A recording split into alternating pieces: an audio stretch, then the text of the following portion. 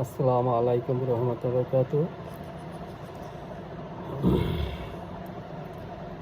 আমি আজ বিএনপির ভারপ্রাপ্ত তারেক রহমান সাহেবের কথা বলবো।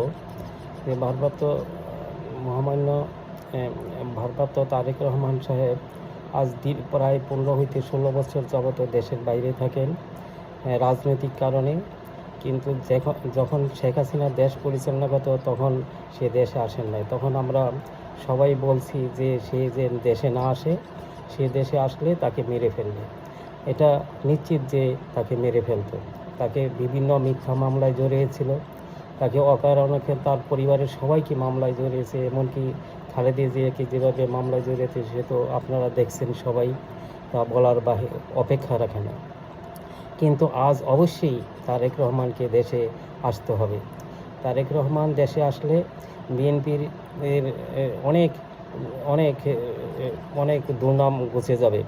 এটা আমার দৃঢ় বিশ্বাস যে তারেক রহমান দেশে আসলে দলের নেতাকর্মীরা উজ্জীবিত হবে, এবং এটা আমার বিশ্বাস।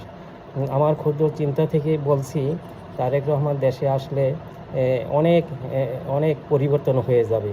হ্যাঁ, তিনি দেশে আইসা মানে প্রতি জেলায় একটি করে জনসমাবেশ করবে। তবে নেতা কর্মীরা অনেক উজ্জীবিত হয়ে যাবে। হ্যাঁ, অনেক 1978 সালে জিয়াউর রহমানের হাত ধরে বিএনপি করছি। এই মুন্সিগঞ্জ হরিগঞ্জ কলেজে 1978 সালে জিয়াউর রহমান হেলিকপ্টারে করে গিয়েছিলেন। তখন আমাদের সাথে একটি মিটিং করেছিলেন। তখন আমাদের প্রত্যেকের সাথে হ্যান্ডশেক করছে, সেই কথা আজও ভুলি নাই। সেই হইতে আজ পর্যন্ত বিএনপি করে আসছি, এবং তার জন্য জীবন দিতে প্রস্তুত আমাদের সমস্ত নেতাকর্মীরা এবং আমরাও।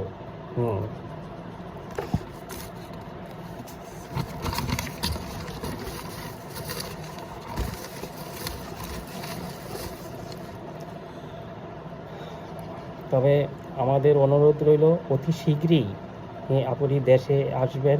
দেশে আইসা প্রত্যেক জেলায় মিটিং করবেন, এবং প্রত্যেক নেতাকর্মী এতে অনেক উজ্জীবিত হবে, সাহস বাড়বে। তাদের যে বিশৃঙ্খলা আছে সেগুলি দূর করার জন্য কথা বলবেন, সব কিছু ঠিক করবেন। তবেই দেশ অনেক উন্নতি হয়ে যাবে, এটা আমার বিশ্বাস। নেতাকর্মীরাও আপনার আশায় অপেক্ষায় রয়েছে। এখন আর ডিজিটাল আপনার ভাষণ শুনতে চায় না, এখন আপনার সাথে মানে জনসমাবেশ করতে চায় সরাসরি। এই বলে আজকে আমি শেষ করছি। আসসালামু আলাইকুম ওয়া রাহমাতুল্লাহি ওয়া বারাকাতুহু।